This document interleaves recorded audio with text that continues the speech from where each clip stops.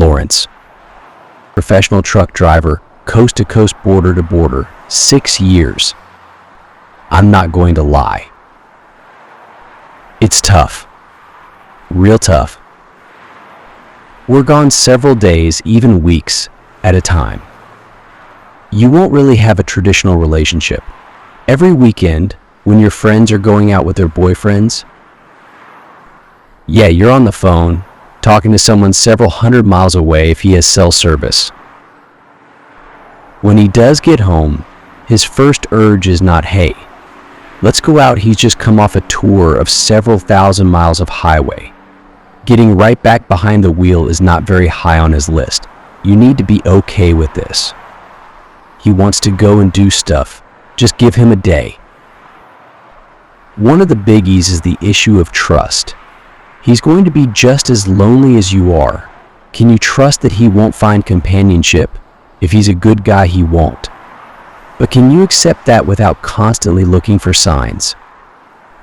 A suspicious mind will always find evidence, whether it exists or not.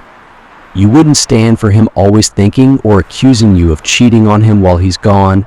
If you do it to him, there's no chance. If you believe you can handle these challenges, on top of the usual challenges that happen in every relationship, go for it. If you don't work, or if you have a job that allows for plenty of vacation time, maybe go on the road with him once in a while.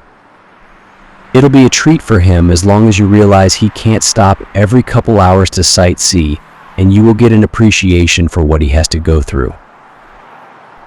I've met a few married truckers that have managed to hold it together. My friend Rick has been married 39 years, but divorce is much more common. It's hard to stay close when you're always apart. None of this is meant to scare you away. All of us, even us divorced truckers, yearn for someone. Just be aware that it's not going to be a typical dating situation. Don't expect more from your trucker than he can reasonably provide. Good luck.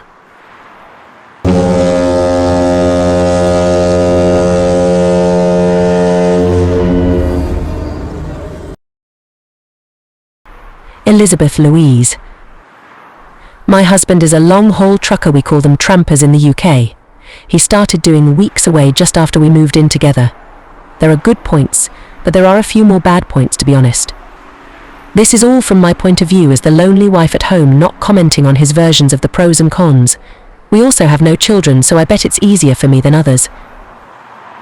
It can be great having a part-time partner. The time you do have together is more precious. You get to do your own thing while they're away, which I have found has widened my social circle and my hobbies, made me a more confident person.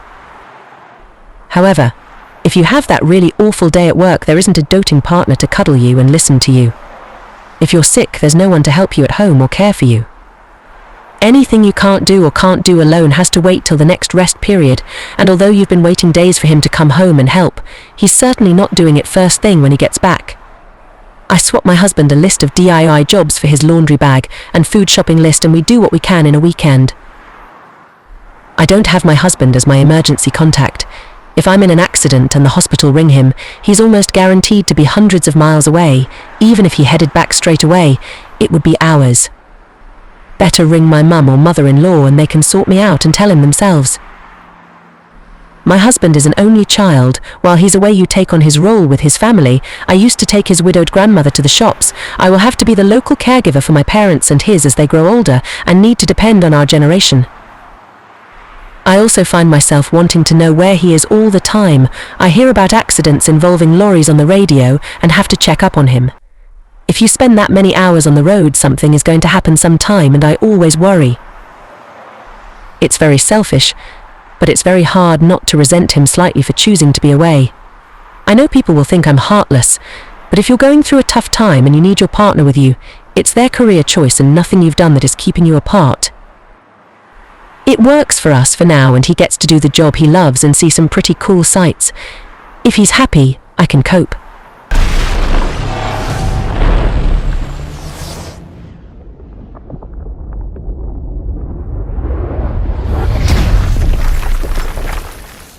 Dan Boakley, long-haul trucker since 2005. It isn't easy. Might be worth it, but it definitely isn't easy.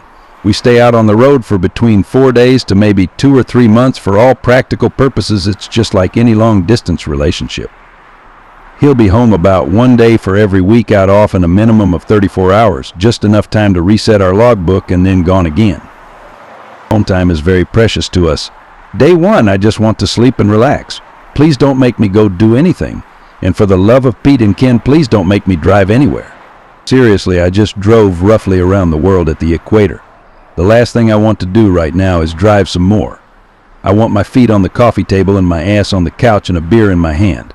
Day 2, once I'm sufficiently unwound, yeah, let's go have some fun. Whatever that is, I'm down for it. As long as I get 1 day to myself to do my hobby, scuba diving and the shooting range are mine. YMMV, of course. Last day home is laundry, packing, getting whatever errands done, prescriptions and such, groceries and toiletries and all that junk needs to be restocked, and loading up the truck again. So much fun. As others said, if you can get the time off work, ride along for a while. It's actually pretty awesome. Stressful but awesome. Heck, you might fall in love with the road too. No good reason not to get your CDL and team up. But yeah, definitely if you can go with him for a month or so. It's an eye-opener. As long as you can deal with him or her, women are like 10% of the industry, and growing, being gone all the time, it can be a really good thing.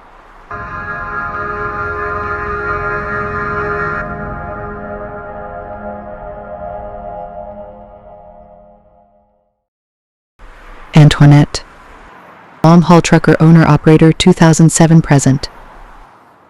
What is it like to be in a serious relationship with a truck driver? It's rough for those who don't drive, and also for those of us who do. Most people don't understand what we do or don't care. Before I met my husband, I had a few failed relationships with non-drivers who didn't understand my dedication to my job and my business. They thought that I was traveling and cheating on them, and it created a lot of hurt on both sides, especially when you're not doing that. After the last failed relationship, I said that I would remain single unless he was also a driver, and that's exactly what happened. He gets me and I get him. We travel together, run our businesses together, and our love of the road and each other keep us together. Thank you if you listen to the end. Subscribe and like. Bye.